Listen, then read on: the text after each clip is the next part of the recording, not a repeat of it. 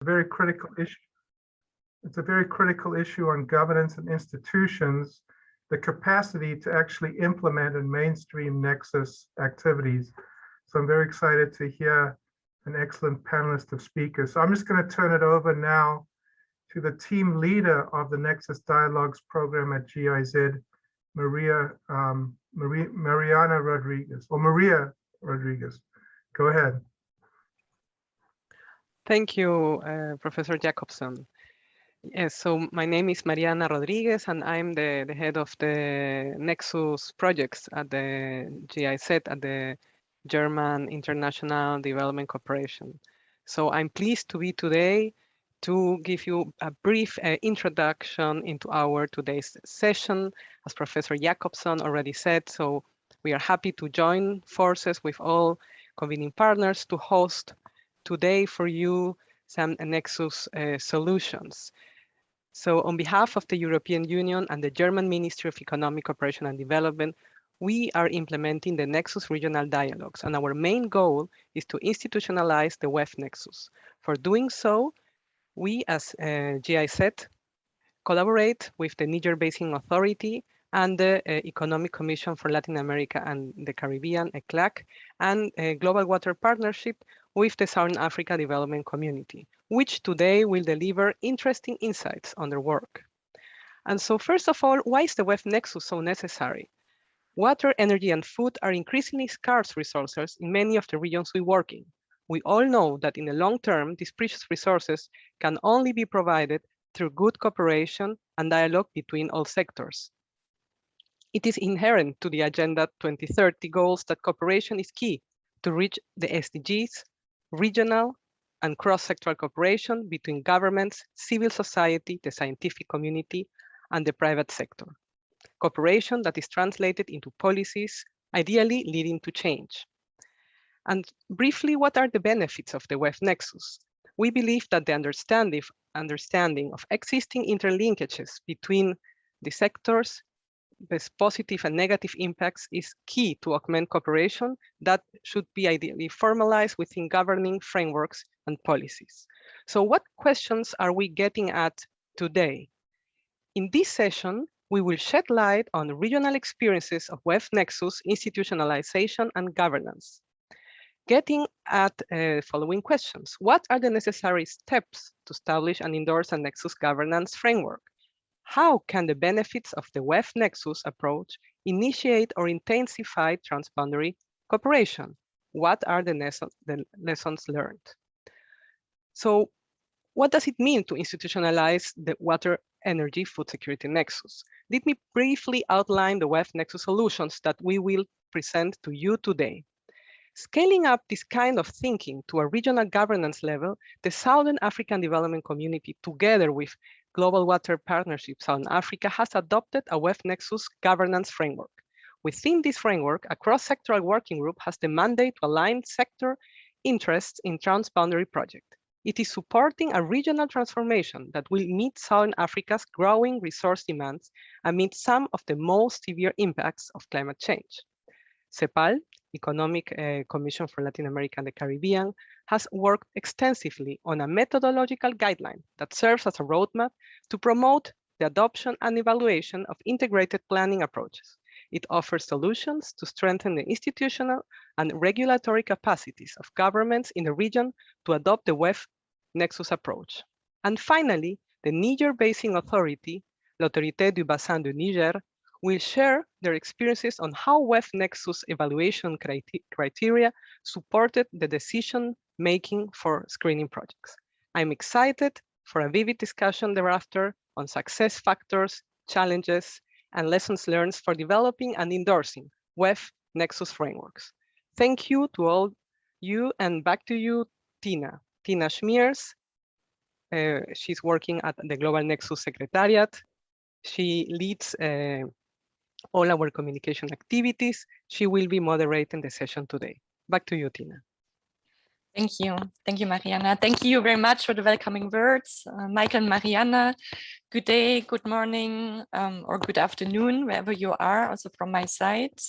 So as Mariana just introduced myself, my name is Tina Schmiers. I'm working with the Global Nexus Secretariat as part of the Nexus Regional Dialogues Programme implemented by GIZ, which is co-funded by the German Ministry for Economic Cooperation and Development and the European Union. And as Mariana just said, I will be moderating today's session and guide you through the webinar. As already mentioned, today's webinar focuses on how an integrated approach of management of natural resources, so the water, energy, food nexus approach, can be integrated and mainstreamed into governance and decision-making structures on a regional and transboundary level. So we will hear practical cases from 3 different regions, and I'm very happy to present today's speakers and panelists to you. We have Mr. Didier Zinsou with me, who is the director of the Observatory of the Niger Basin Authority, NBA, and he will kick off the webinar with insights and experiences of applying the WEF Nexus approach in project planning and screening on a transboundary level in the Niger Basin. And with him is Mr. Mamane Abdou. He's a M&E expert at the NBA and focal point for WEF Nexus. Following Silvia Saravia, Economic Affairs Officer, together with Lisbeth Naranjo, a consultant, both working at the Economic Commission for Latin America and the Caribbean, will present the methodological guidelines on WEF Nexus transboundary governance in the region. And I hope that Mr. Kidane Chembere from the Global Water Partnership Southern Africa will still be able to join us for today's presentation on the WEF Nexus governance framework for the Southern African Development Community, SADC, which was endorsed last year in October. Following the presentations, we will open up a panel discussion where Claudia Ringler will join us. So Claudia is a Deputy Division Director and Senior Research Fellow at the International Food Policy Research Institute, IFPRI, and she's a thought leader, especially on the water food nexus, and has vast experiences in river basin modeling for policy analysis. So just some few words on the general setup. As you might already saw, there will be a simultaneous translation into French, and we are also posting the PowerPoint presentations in French in the chat. And please, audience, if you have any questions, just post them in the chat. We will gather them and forward them to the respective speakers. So we plan sufficient time after the panel to engage with you, the audience, to take up your questions. And lastly, I would like to mention that the webinar will be recorded and it will be shared afterwards at the Nexus resource platform. So without further ado, I will now hand over to Mr. Didier Zinsou from the Niger Basin Authority. Please. The floor is yours, Mr. Zinsou.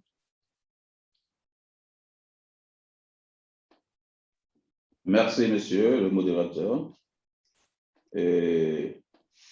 Mesdames et messieurs, chers participants, au nom de l'autorité du bassin du Niger, j'ai l'honneur de m'adresser à vous à l'occasion de cette série de webinaires virtuels sur le thème Nexus eau, sécurité alimentaire, énergie de la FAO. Je tiens à remercier avant tout les organisateurs de cette série de webinaires pour l'organisation et pour l'invitation qui a été faite à l'autorité du bassin du Niger. Il faut noter que l'accès à l'eau, aux aliments et à l'énergie sont des droits humains fondamentaux et que toute personne, pour avoir une vie digne et active dans la société, a besoin de sécurité d'accès à ces biens fondamentaux. Et cela concerne surtout les populations les plus vulnérables qui dépendent directement des ressources naturelles pour leur survie. Donc, il faut noter que c'est un sujet très important pour le développement et la gestion durable. des ressources, en particulier dans la région du Sahel. Mais pour assurer cette sécurité, on fait souvent appel aux mêmes ressources. Eau pour l'énergie et l'agriculture, l'énergie pour le pompage et la transformation des aliments, ou encore le sol pour l'élevage, l'agriculture ou les centrales d'énergie. Ces interconnexions entre les secteurs créent la nécessité d'une planification globale des ressources naturelles disponibles. Nous appelons cela le Nexus, c'est-à-dire le lien inextricable entre l'eau, l'agriculture et l'énergie. Le débat sur la gouvernance des ressources naturelles au cours de la dernière décennie s'est intensifié, ce qui a stimulé l'émergence du thème gouvernance Nexus, dans lequel la coordination horizontale et verticale est vitale. Il faut noter que géographiquement, le bassin du Niger couvre une zone de plus en plus touchée par des conflits et affectée par le changement climatique, ce qui rend très difficile certaines missions créées de l'ABN, comme par exemple le suivi hydrologique et la mise en œuvre d'un certain nombre de projets sur le terrain. Le bassin du Niger est donc le troisième plus grand bassin sur le continent africain et abrite environ 160 millions de personnes.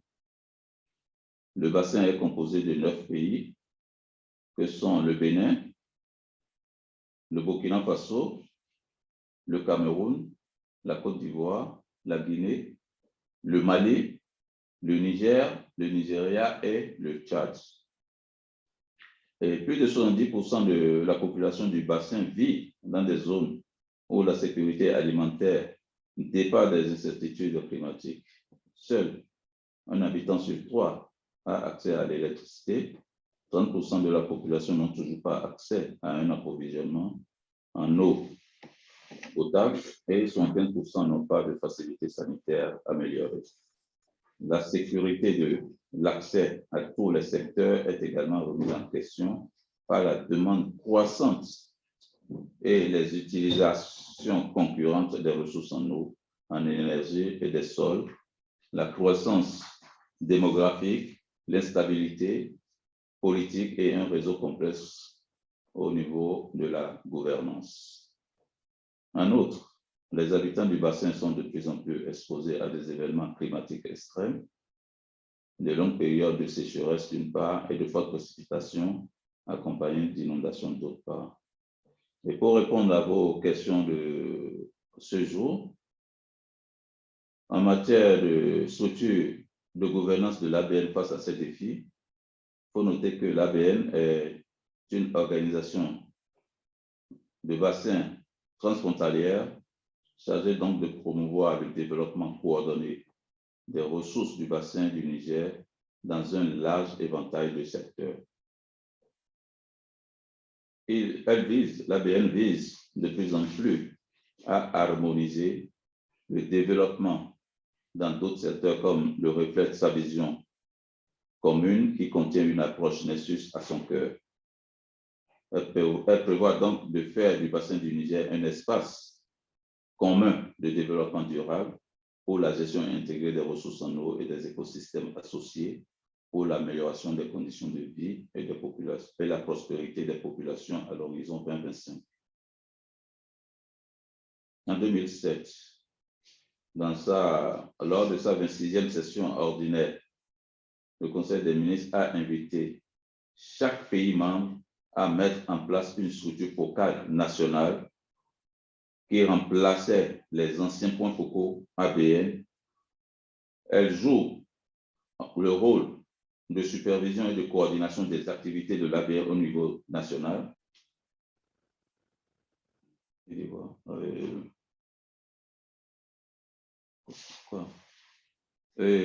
peux continuer?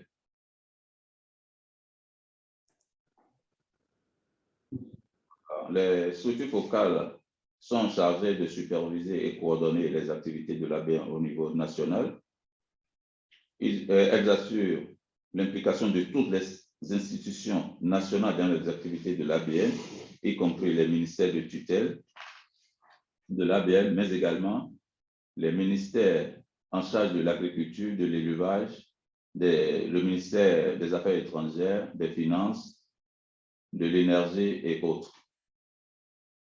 Et aussi, elle coordonne aussi la coordination nationale des usagers des ressources naturelles installés dans chaque portion nationale du bassin et de l'autorité du bassin du Niger dans chaque pays, dont qui est la représentation de la société civile.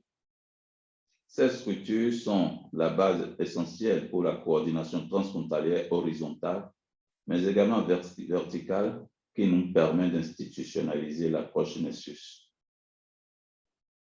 Et en termes d'étapes nécessaires pour établir et approuver une telle structure de gouvernance Nexus à l'ABN, nous intégrons l'approche Nexus dans notre planification opérationnelle avec le soutien d'un cofinancement de l'Union européenne et de l'Allemagne depuis 2016, soutenu par la GIZ.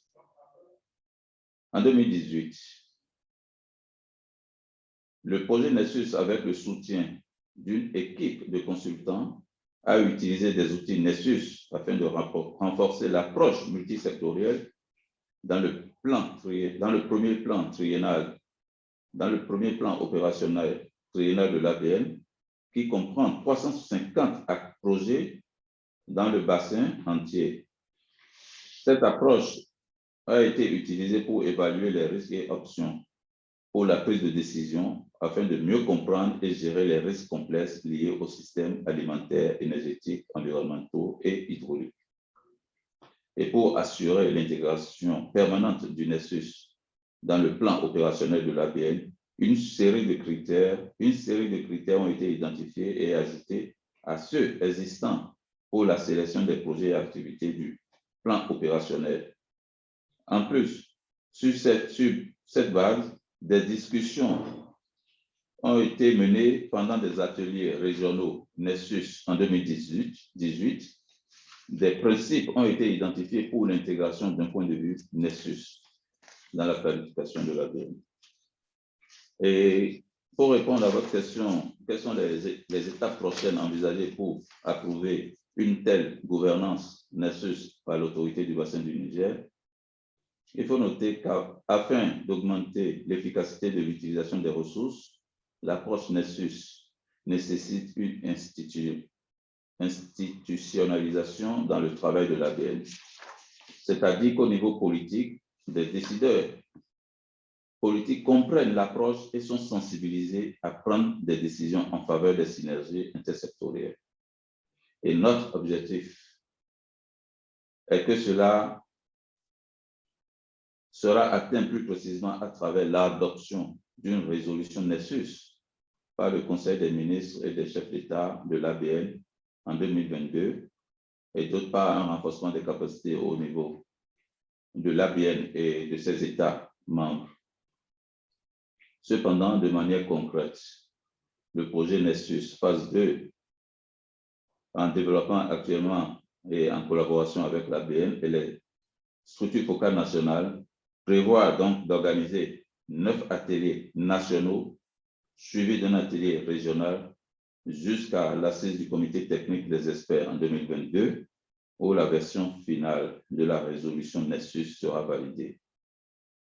En bref, l'année prochaine jouera un rôle essentiel et décisif dans l'institutionnalisation de l'approche Nexus à l'ABN. Maintenant, nous attendons quand même avec un grand intérêt la présentation sur l'approche et le progrès réalisé dans les autres régions. Et puis, nous allons participer à la discussion. Et sur ce, je pense que je vous remercie pour votre aimable attention. Merci. Thank you very much. Thank you so much for the insightful notes from the perspective of the Niger Basin Authority.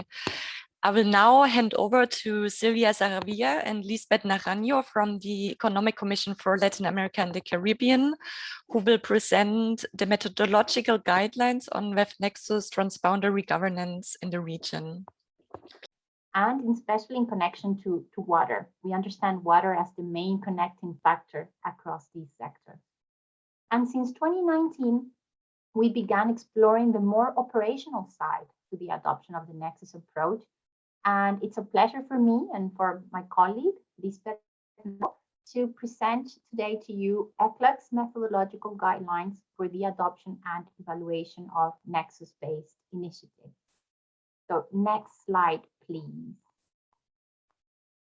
We will structure our 15-minute intervention into 3 sections. First, I will comment on the context of lags of our region's transboundary water bodies and the justification for adopting a Nexus approach in this particular respect. Second, Lisbeth will describe the contents of the methodological guidelines, the main steps that we recommend to ensure a successful Nexus-based intervention. And finally, I will share some lessons learned from selected case studies that we have been able to evaluate in our region using the methodological guidelines. So next slide, let's start. As Maria Ana said in her welcome remarks, the Nexus approach is indeed particularly relevant in managing water resources in transboundary contexts because it fosters cross-border articulation and also cooperation frameworks.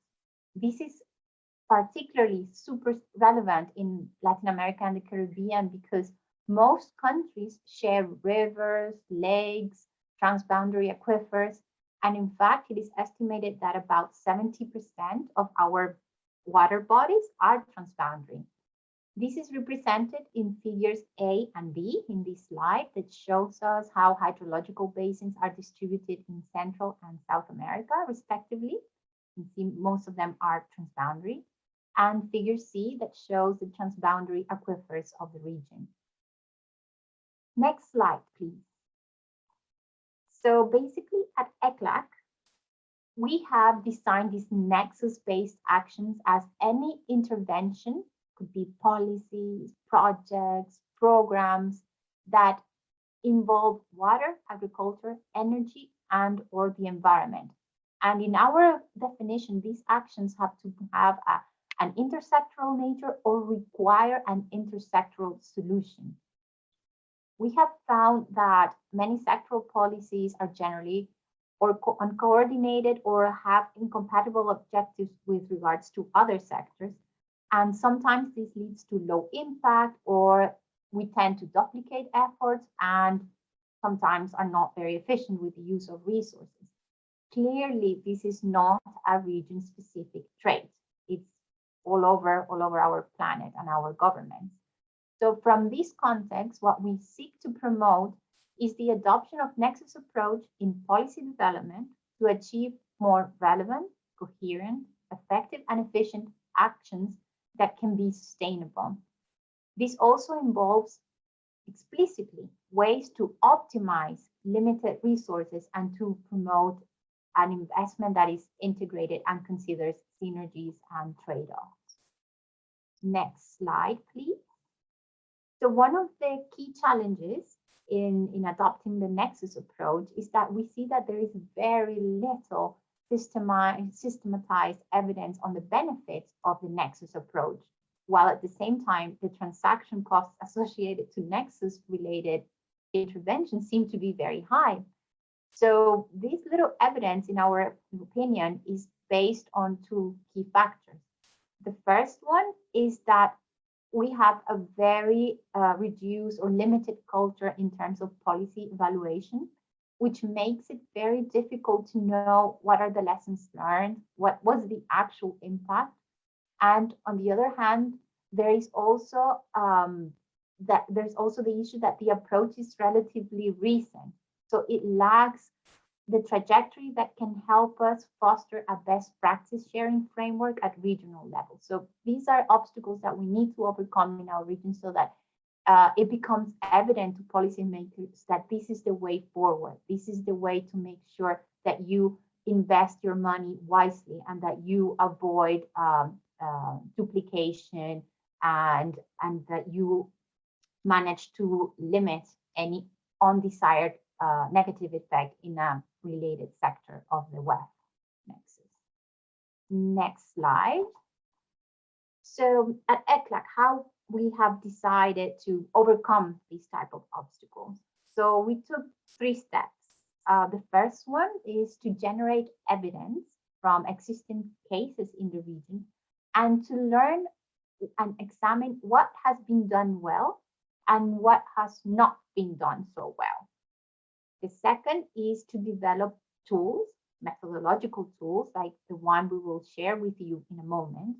And the third one is training, focusing on technical assistance at country level, adapted to their particular challenges.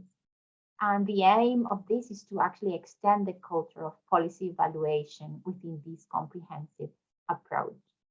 So now I will give the floor to Lisbeth, who will tell us more about our methodological guidelines. Thank you, Sylvia. I'm happy to be here today. So please, okay. Well, regarding the tool Sylvia mentioned, it has 2 objectives. First, to reinforce the institutional capacities of decision makers to know what to do if we want to adopt an integrated approach. So the second objective is to illustrate a collection of methodologies and examples to evaluate with a Nexus lens the actions that are currently underway or seeking funding. This to make it pragmatic and easy to understand. So next step, next slide, please.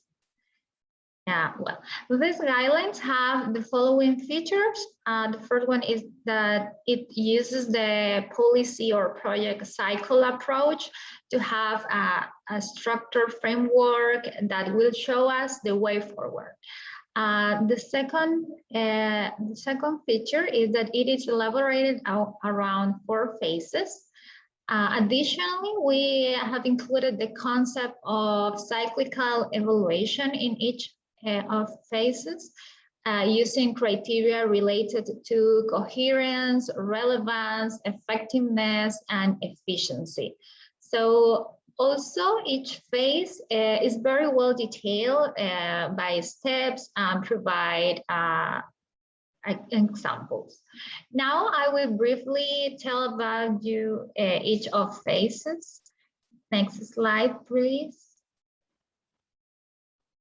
Well, the first phase is the diagnosis.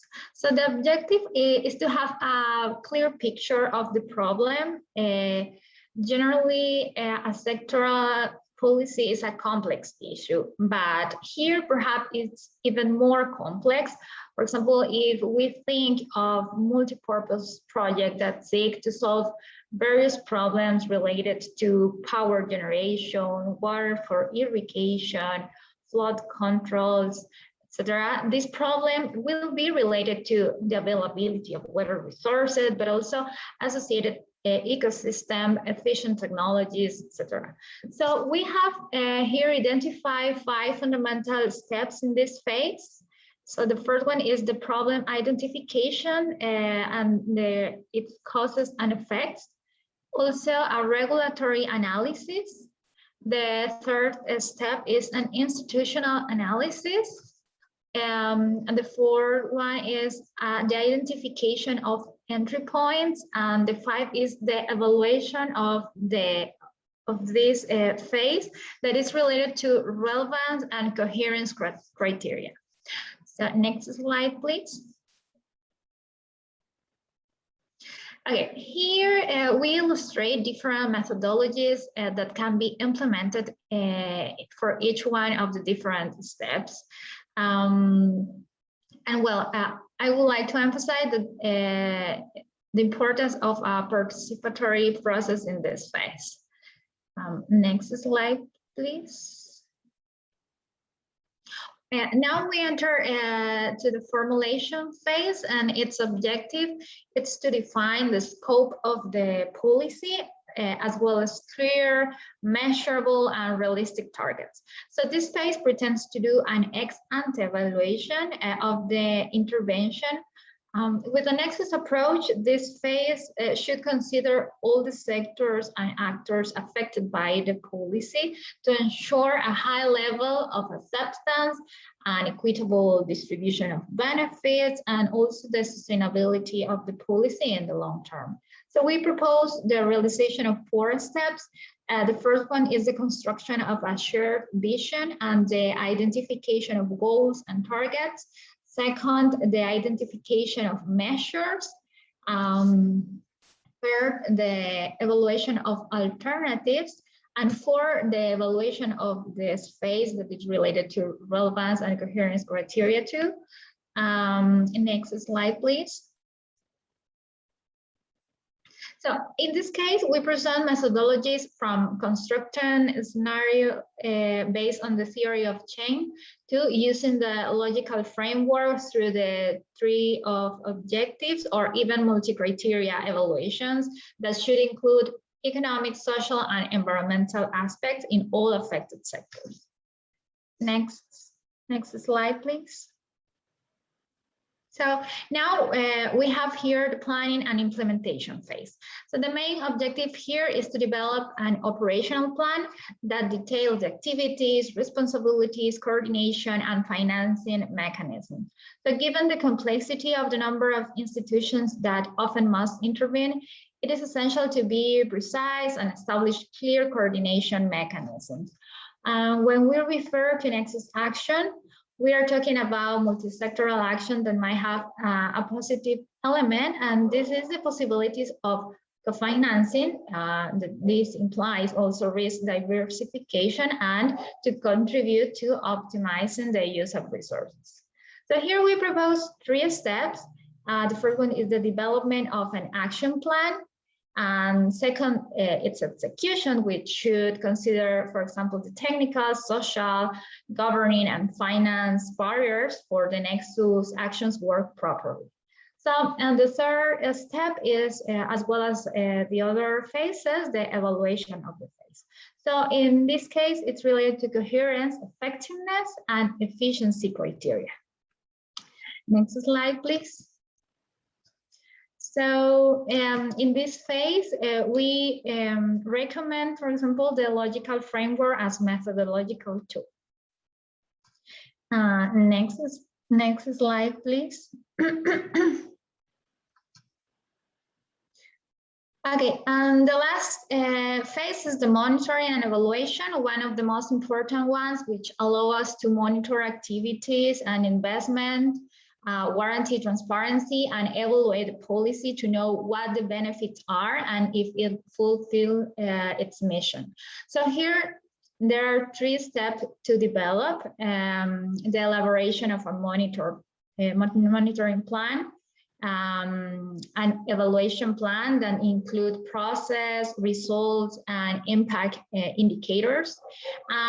This phase should also be evaluated considering here effectiveness and efficiency criteria. So in the next slide, there are some samples of methodologies and indicators that you can find in our publication. So next slide, please.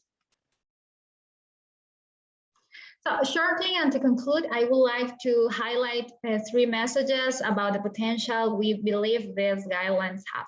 So first, we believe that it can constitute a compelling roadmap for promoting the adoption and evaluation of integrated planning efforts in the context of LAC region.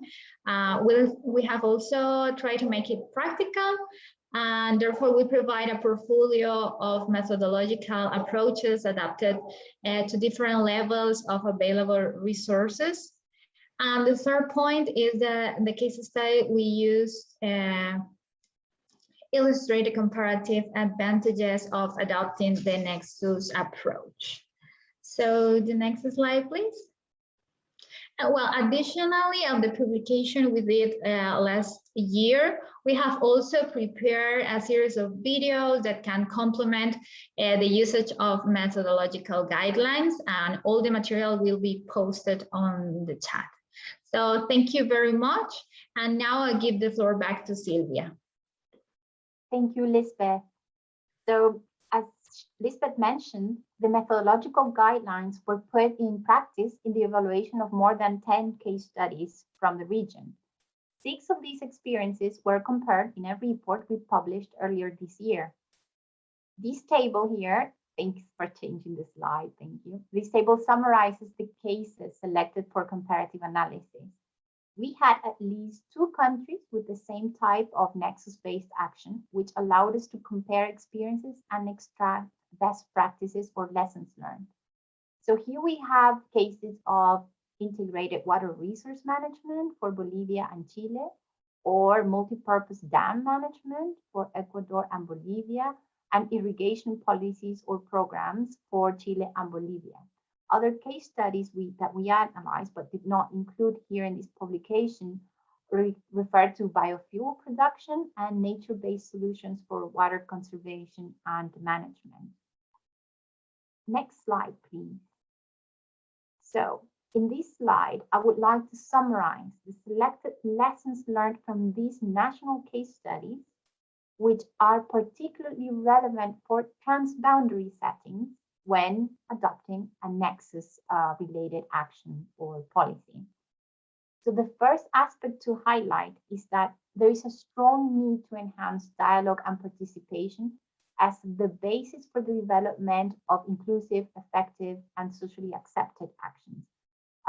Sometimes in this situation, we have to manage for different degrees of power across actors from different sectors.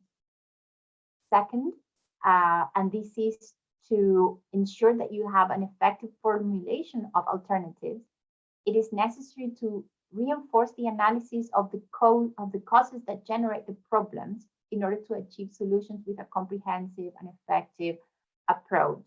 So in other words, this means establishing a common story across the involved actors of what would be the expected impact, what are the synergies, but also what are the trade-offs, and to clearly negotiate what's going to be in each case. Another key lesson is that the objectives should be formulated with concrete goals. You don't get very far with vague definitions of where you want to get. And for this, this measurement is also effective so that we can move to that culture of evaluation and monitoring. Another key aspect would be to actually evaluate in depth and to prioritize the alternatives. And here, in this prioritization, it should not just be financial or economical. We should actively involve the social, environmental issues and their viability.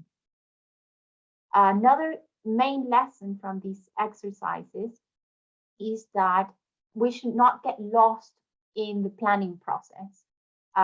It is important to keep track of decisions taken in early stages and middle as well as future stages. So the importance of constantly evaluating whether the decisions taken are integrated, coherent, and adaptive. Another key issue is that as you move down the implementation, coordination needs to be strengthened continuously. And this is particularly important when you are in a cross-border setting, because not only you have to keep track of your local and subnational and national levels, but also ensure that there's a logical flow of information with your cross-border counterparts. Another main bottleneck identified in many of the projects was the issue of financial planning.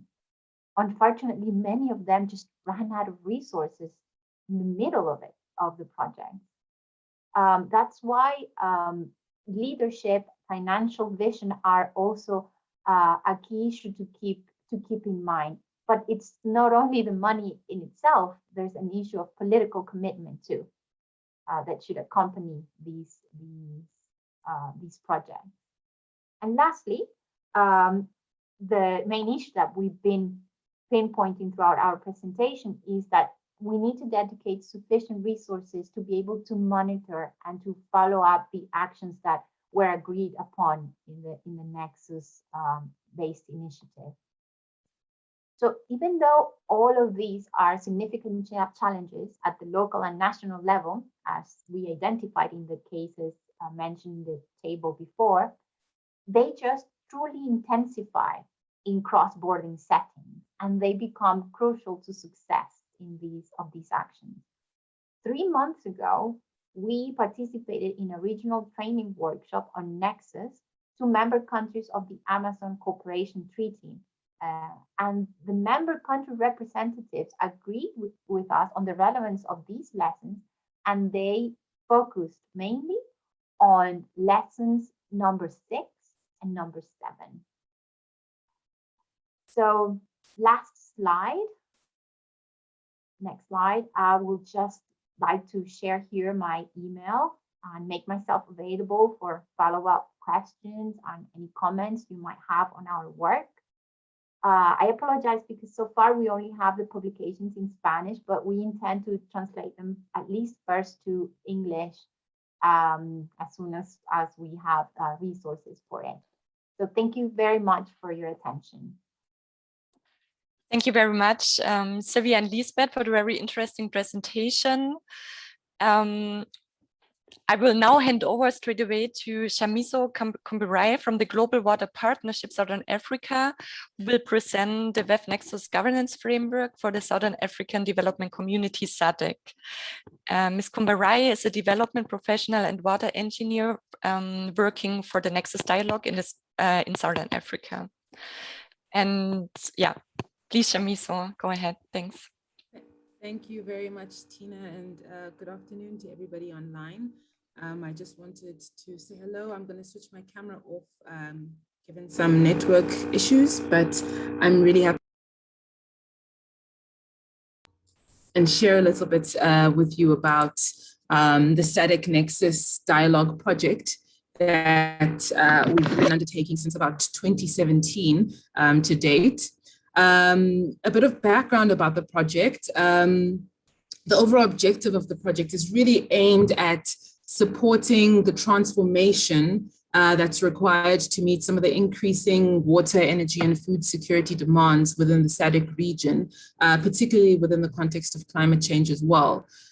So we're really looking to create an enabling environment that will help to drive cross-sectoral engagement, as well as the implementation of WEF Nexus investment projects that will then look to enhance WEF security within the SADC region. Next slide, please. So I'll give a brief summary in terms of the process that the project has undergone from 2017 to date. And I think it's also quite key in terms of how the WEF Nexus regional governance framework was developed as well. So on the technical side, I think in addition to strong technical and policy dialogues, really embedding the process around this project, the first step that we did as soon as the project began was really looking at conceptualizing what the WEF Nexus means, particularly within the SADC region. And I'll go into a little bit more detail on that in the next couple of slides. But following an aligned sort of understanding around what the WEF Nexus means within the region, we then undertook an analysis at the regional level to really sort of delve into some of the key policies and plans within the region across the water, energy, and agricultural sectors to see what level of coherence there was with regards to those policies. And then finally, all of this information from the conceptualization through to this coherence analysis really fed into the development of a regional framework for the WEF Nexus approach at the SADC level. And at this point in time now, the project is within its second phase that began in 2020 and is strongly focused around using the WEF Nexus approach to help drive and accelerate investment projects and the progress of investments within the region. Thank you. Next slide. So when it comes to gaining a conceptual understanding of the WEF Nexus approach and really what it does for the SADC region, we conceptualized it as an approach to really help facilitate better interactions and synergies between the water, energy, and food sectors in order to optimize development potential for economic growth and transformation in the region.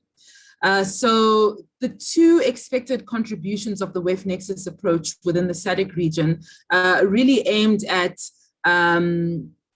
the outer circle that you can see on the image now, which was along the lines of facilitating the simultaneous achievement of water, energy, and food securities, but also considering the natural resource use level where we can better improve water, energy, and land resource use efficiencies as well. So the WEF Nexus approach also presents great opportunities for increased resource coordination, as well as management and policy governance across the sectors. So we really hope to see this enhance investments within the region as well. Next slide, please. Yes, so this slide really sort of also forms the rationale as to, the need for the WEF Nexus approach within the SADC region, basically outlining that within the region, we were faced with great water, energy, and food insecurity. And this is really across the agriculture, the food, as well as the water sectors. And this is largely driven by two things, by two main things, really. So we have rapid population growth, which is also causing urbanization and resource degradation, as well as climate change.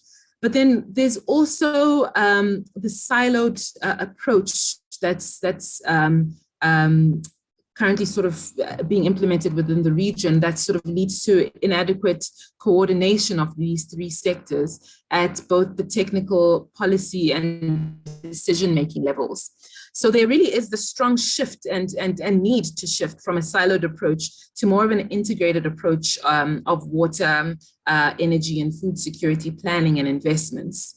As you can see, currently just looking at some of the top points that are listed, food security, we have a large percentage of rain-fed agriculture happening within the region, and this is very vulnerable to climate change impacts.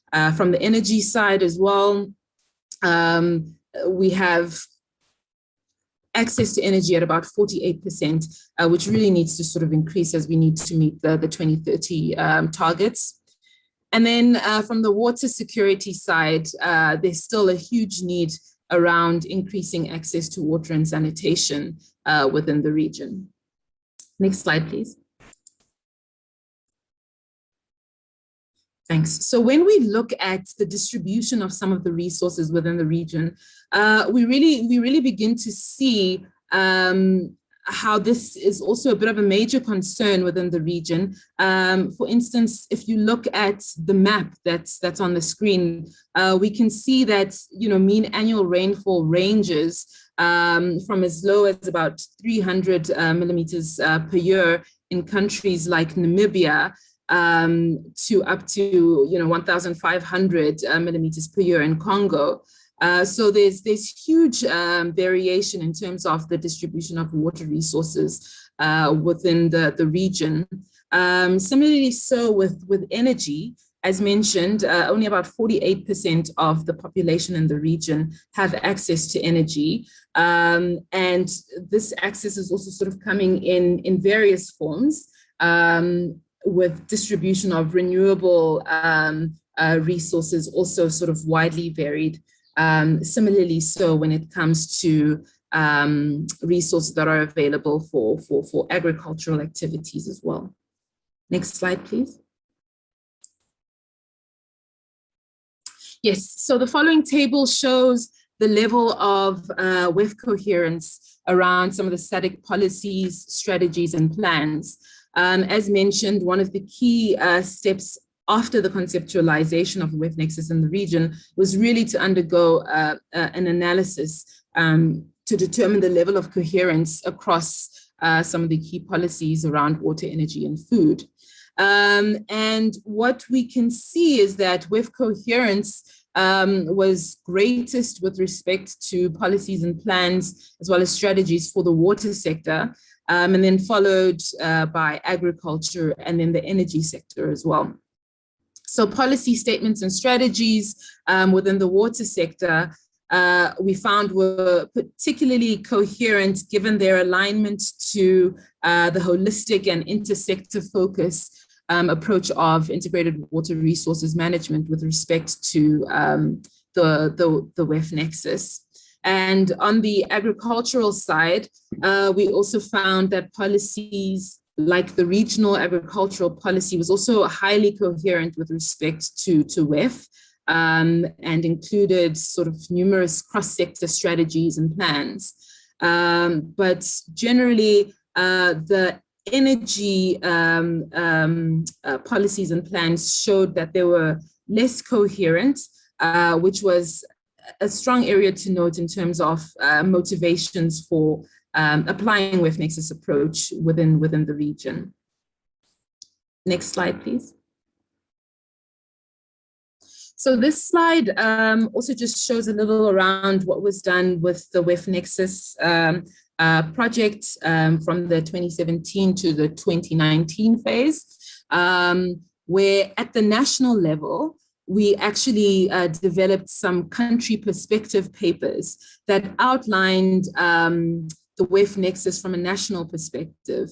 So again, an analysis of some of the key policies and strategies at the national level to determine some of the key priorities and opportunities for implementing the WEF Nexus at the national level. So we found that countries like Namibia and Zambia have strong opportunities for embedding the WEF Nexus at the national development plans level. When it came to incorporating the WEF Nexus into climate change response, South Africa was already key on that and looking at including that within the NAP process. And then for key sort of efficiency and sustainability in priority sectors, we were also looking to see how the WEF Nexus could be embedded in those.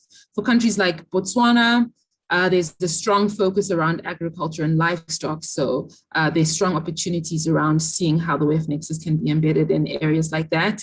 Countries like Mauritius had a strong focus around energy, Angola with a strong focus around environment.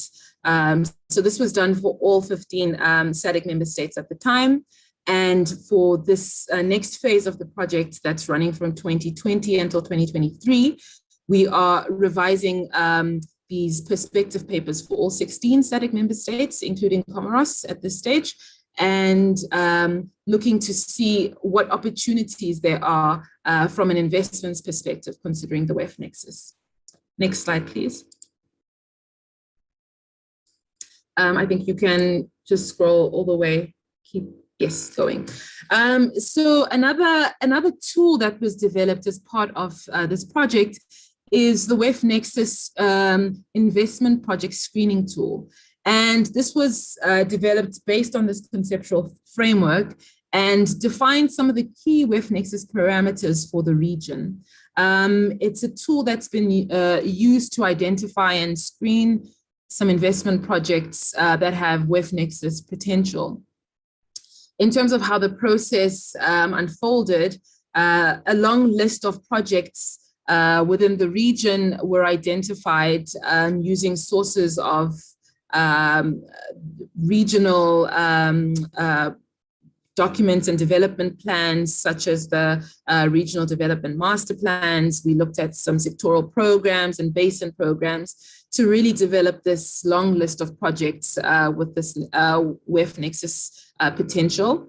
And then the tool was then tested by SADC member states.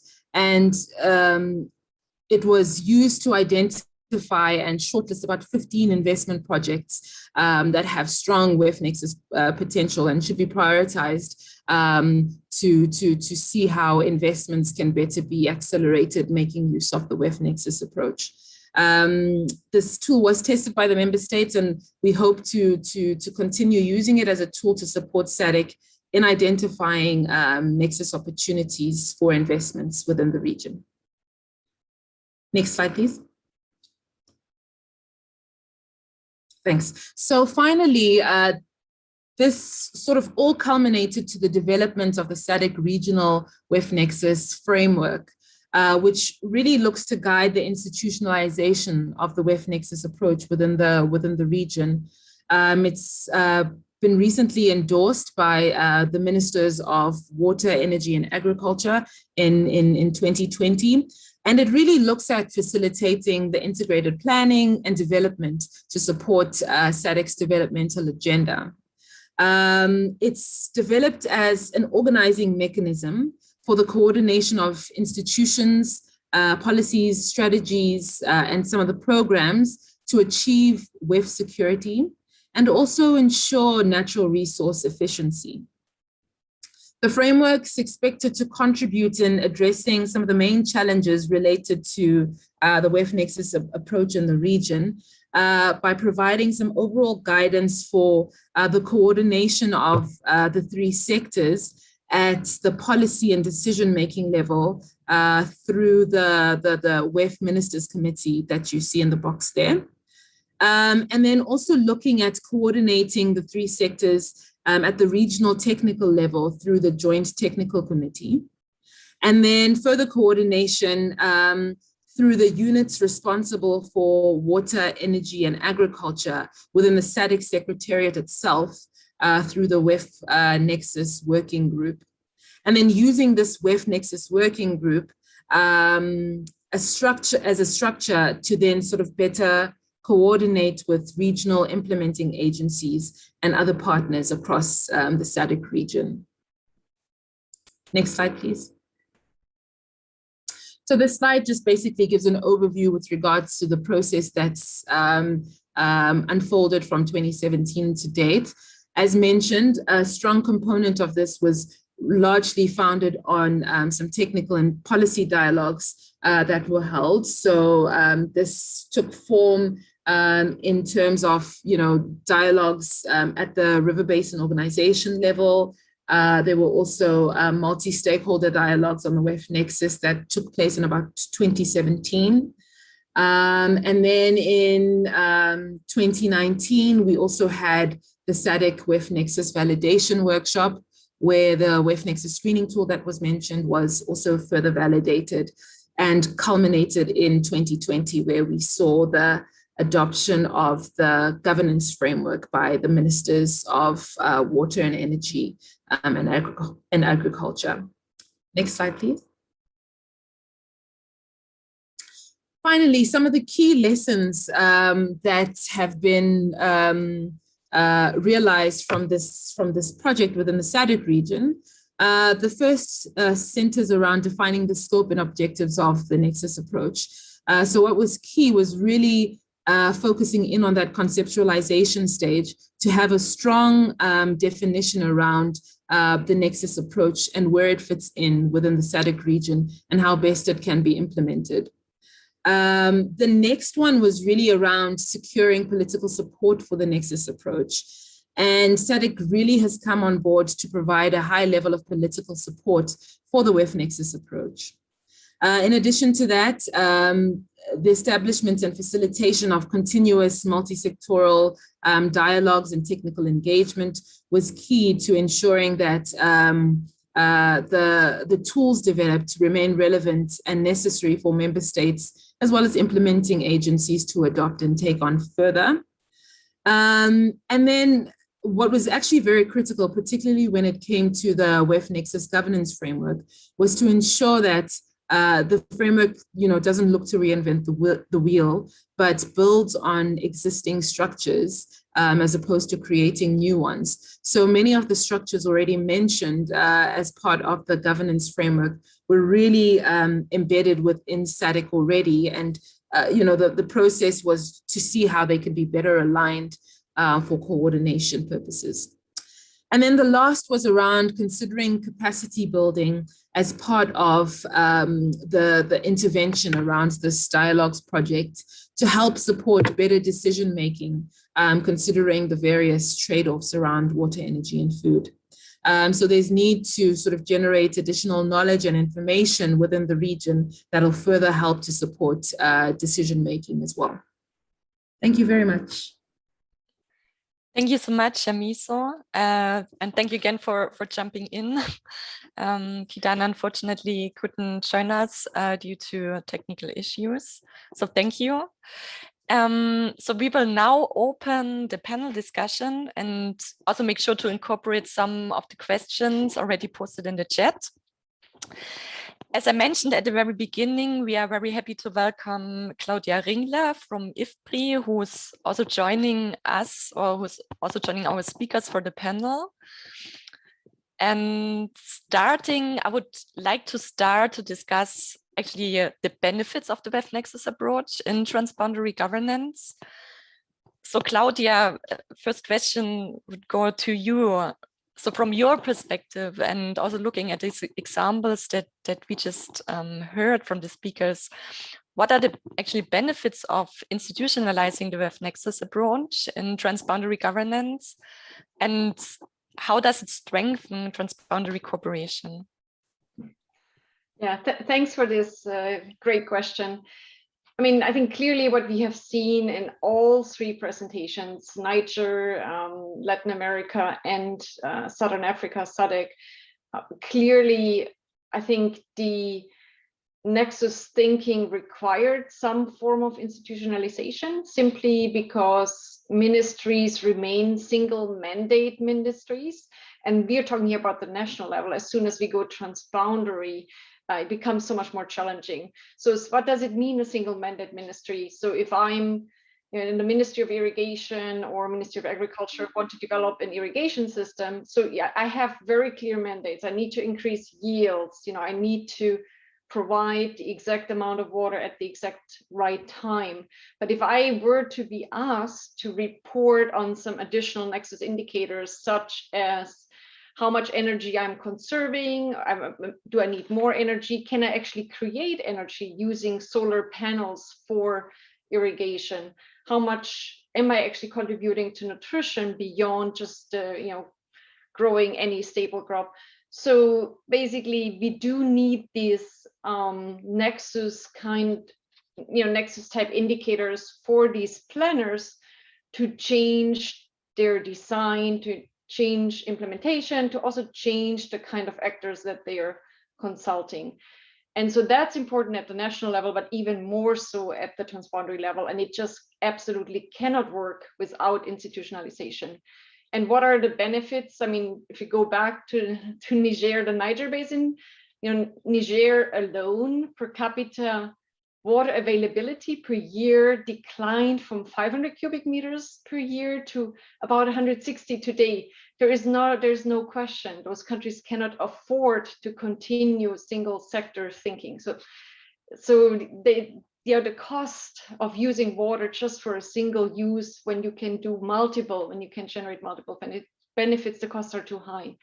And without institutionalization, without actors having to work towards multiple goals and having to consider trade-offs, we just can't move ahead in the future. And climate change, I think, is a further reason why we just can't do business as we used to do in the past. Great, thank you. Thanks a lot, Claudia, for this answer. Following on that, I think would be also interesting to look into both success factors and also challenges for developing and endorsing WEF Nexus frameworks. And I think our panelists before, they already raised some kind of lessons learned and also talked about the challenges that were encountered. However, Sylvia or Lisbeth, I would just pose the question to you as well. So from your perspective, what are really key success factors in terms of, developing and endorsing WEF Nexus frameworks, specifically from the LAC experience? Right, thank you, Tina. I would like to answer this question, and while I do that, try to also address the initial questions raised by Teresa, Anita, and Dubravka on the chat, on the question and answer chat. Okay, great. So let me begin with that question, and then I come back to your question to round up, right? So basically, it was very interesting, the three questions that they raised, because they are totally interrelated, and they asked us for a concrete example on Nexus adoption, particularly when it comes to actor selection and involvement. So basically, in our guideline, we recommend setting up a sort of matrix where you cross influence and interest, in this selection of actors and key players. But one interesting example that we can connect to is the one of the Misikuni multipurpose dam project in Bolivia. So when they initiated, they realized quickly that they had to set up a working group with all the members that were involved regarding the objectives of the multipurpose dam, which in essence were from the irrigation sector and energy production and drinking water and sanitation. So basically, they started discussing what were their objectives, what were their priorities, and that really allowed to improve and streamline the planning of the operation of the reservoir, which was quite good, let's say. But a lesson learned is that they need not stop there. They had to move on, for instance, to also consider emergency protocols. What happens when we have flooding? What type of consumption or use we're going to prioritize? These type of things are also Nexus, and you have to place yourself in the situation to be prepared. So that's a little lesson learned.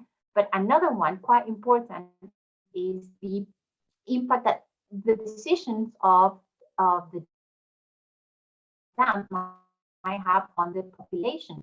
So, for instance, one of the objectives was in fact to improve infrastructure and provision of wash services. But these came along with an increase of tariffs for the population. You need to communicate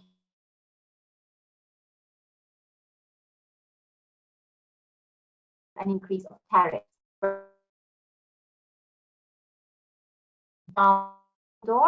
Also with the Kimiag multipurpose dam, in this case, they were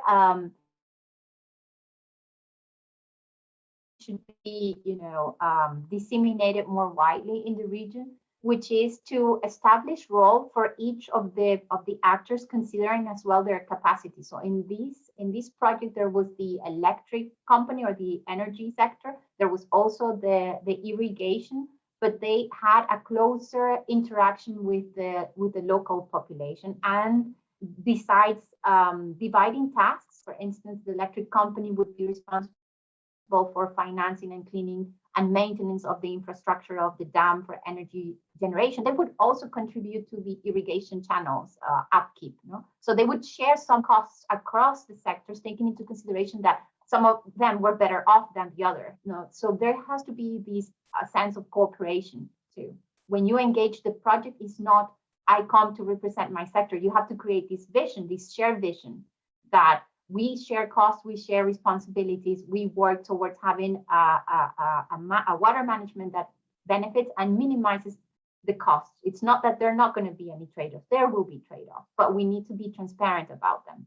So I think the questions that were raised in the chat, and linking back to your question about success, dialogue, transparency, cooperation, being open about what I can contribute according as well to my possibilities, so being equitable. So from ECLAC and from the UN, this idea of inclusiveness is also very important, and to share the burden. So I would point out on these aspects, and thank you to the audience for the excellent question. Thank you so much, Silvia. That was, indeed really interesting questions. Actually, I would like to follow up on another question that was raised in the chat towards Shamiso from Global Water Partnership Southern Africa. So the question was how policy coherence was actually defined and assessed, and what kind of criteria do you use to say if a policy is actually coherent or not? Thanks, Tina, and thanks for the great question, Michelle. So when it came to sort of defining the types of coherence for this analysis, we had 4 levels or 4 scores basically. At the high coherence level, we had a description around the policies or strategies and plans aligning quite strongly across the water, energy, and food security areas, and also looking at devoting sort of specific attention to components such as climate change, ecosystems, and biodiversity, also looking at sort of land and integration. It also made, the policy also sort of needed to have included numerous comprehensive and quite detailed complementary statements, as well as strategies or activities for both WEF Nexus approaches, as well as some of the subcomponents that also look to the natural resource level around ecosystems and biodiversity. So really that was the top level of coherence when we were sort of analyzing some of these policies and strategies. And then, I mean, you know, at the opposite end of the scale was no coherence, where, you know, these policies showed very little evidence that water, energy, and food security, as well as some of the other components, are aligned or coordinated. So, you know, there was very little relevant statements of complementarity, as well as a few activities or plans that were provided that sort of looked to incorporate an integrated kind of approach. I hope that answers the question.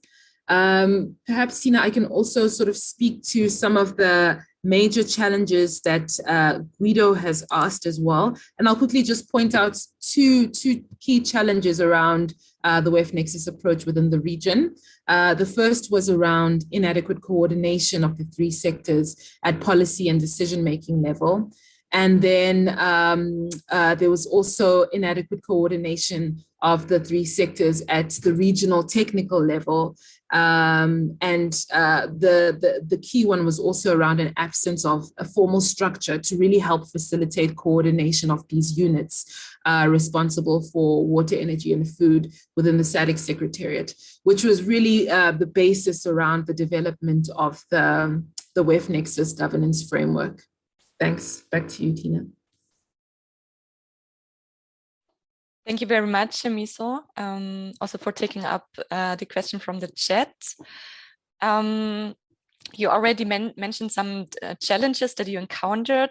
I think looking into the processes that you or the panelists as well kind of presented within the presentations, I would like to know how actually how you can successfully get different stakeholders on board, since this is, I think, a really key component as well. So different stakeholders on various levels, both vertically and horizontally. Maybe this is a question I can pose to Sylvia or Lisbeth.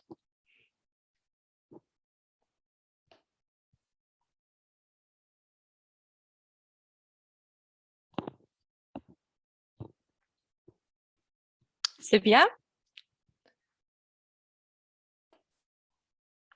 Hi, Tina. Okay.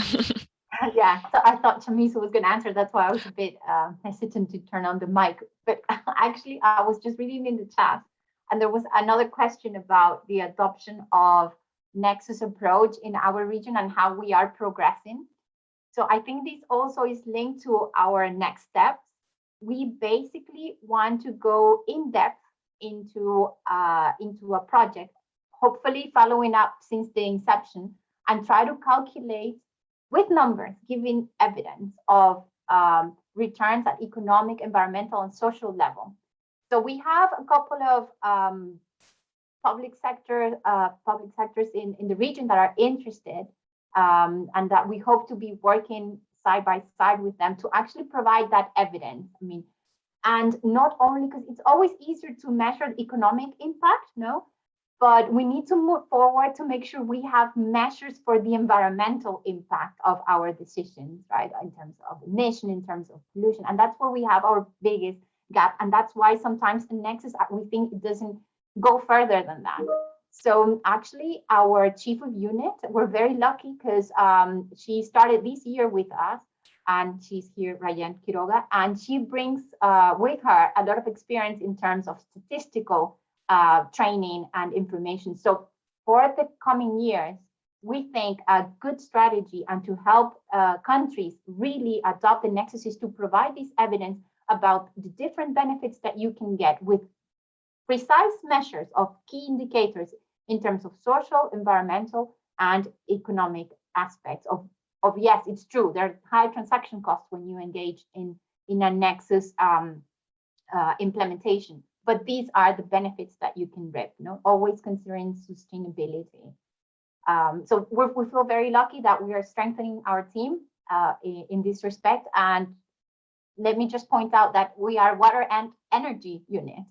We have at the core this Nexus concept well incorporated, and within the natural resources division, we have the agricultural and biodiversity unit.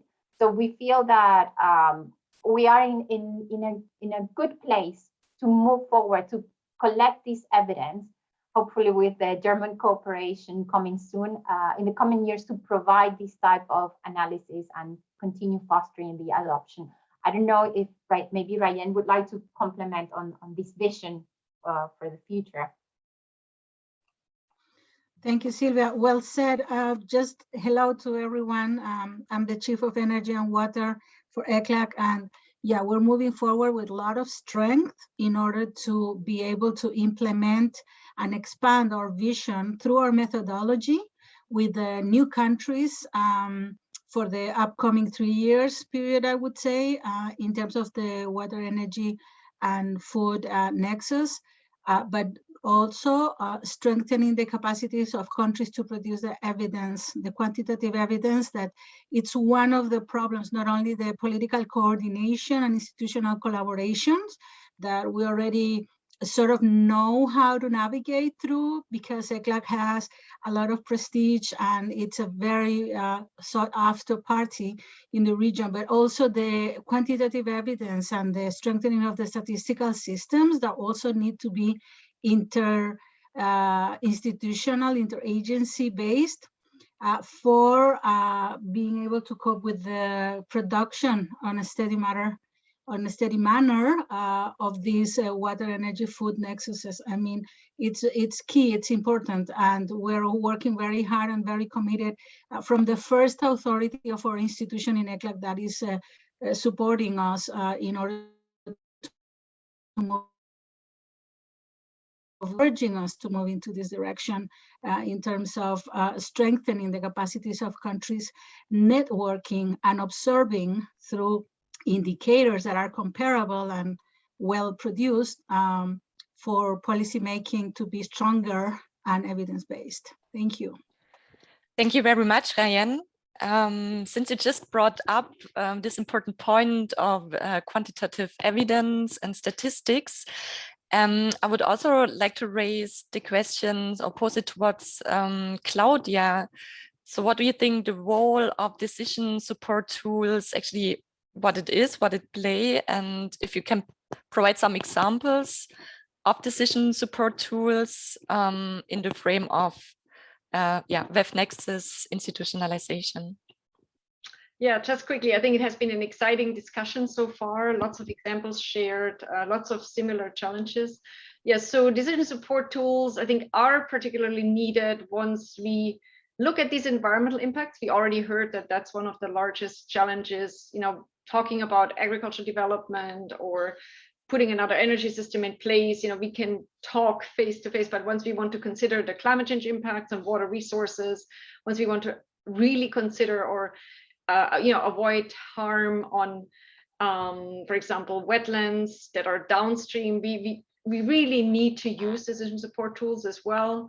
I mean, those are water-focused decision support systems are really in place in many river basins in the world. I mean, they do drive decisions in a lot of these. In others, they're just used to support decisions, but most decisions, actually, even in the most advanced river basins, most decisions are still taken by politicians that might be aware of the results from those modeling tools, but they will still take decisions that are different.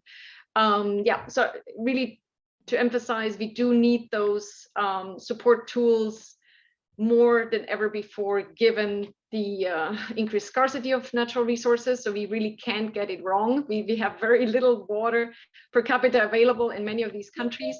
And we also need them to better understand environmental impacts and to understand upstream downstream relationships. Again, to make those models being accepted, the data sources need to be widely shared. In fact, in transboundary settings, they have the data that goes into those models has to be approved by all of the key ministries and technical agencies. Parameters should be widely discussed. There's huge capacity building needs around such modeling tools. It's always useful to have an interface so that anyone, if they want, can play with some scenarios. And of course, they need to be owned. They need to be owned by the countries or by transboundary agencies such as the Niger Basin Authority, as an example. So that's the only way forward with such tools. And yes, they are increasingly needed because it's getting increasingly challenging to meet all of these multiple development goals and planetary health goals.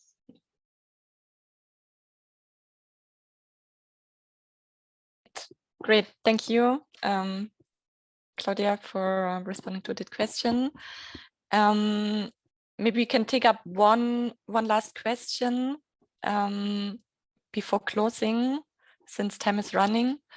There was one question in the chat asking about whether it would be possible to build regional nexus systems without building national system. So this question was posed earlier. I don't know if that's clear. Otherwise, maybe I can ask to rephrase the question. And yes, maybe I can come in. I know the question was targeted to me. So yeah, I think again, thank you very much for the question. And as mentioned, in terms of some of the key lessons learned from the first phase of the project, which closed off in 2019, we really saw that there is a strong need for capacity development, both at the regional level, but particularly at the national level, right? What was good around implementing the WEF Nexus to begin with at the regional level was that we were able to develop this governance framework at the regional level that largely also sort of interacts with a lot of the member states and the various institutions within water, energy, and food. But it can also be used as sort of a model that member states can then be using to sort of implement a similar kind of governance structure based on their specific national institutions. What's been key to the second phase is that we're going in at the country level now to really capacitate member states and the various institutions around what the WEF Nexus is and how it can be used, particularly to aid the acceleration of investment projects. And one of the key things that we're looking at developing as well to support that capacity development is the development of regional guidelines that really look at the project preparation lifecycle and how the WEF Nexus can be infused and incorporated within the various stages so that we can begin to see this really having effect at the investment level as well. I hope that answers. Great. Thank you so much, Shamiso. And thank you especially as well to the audience for engaging with us, for posing your questions. Since the webinar is coming to an end now, I would like to close today's session. I think we really received valuable insights, both from the presentations, but also from the discussions we had afterwards, really on what it takes to implement the WEF Nexus approach in governance structures, and also the value added it brings to, in the end, ultimately ensure sustainable water, energy, and food security. And thank you very much for joining us today. I also especially thank our speakers and our panelists, as well as the audience, and also the co-organizers of the session, FAO, SAE, and the WEF Nexus and Africa Initiative. So I hope you enjoyed the discussions as well, and stay tuned and also regularly check our website for more information and news on the WEF Nexus. So thank you very much and have a good day. Thank you. Thank you. Bye. Bye. A pleasure. Take care. Bye. Thank you. Thanks. Bye. Thank you.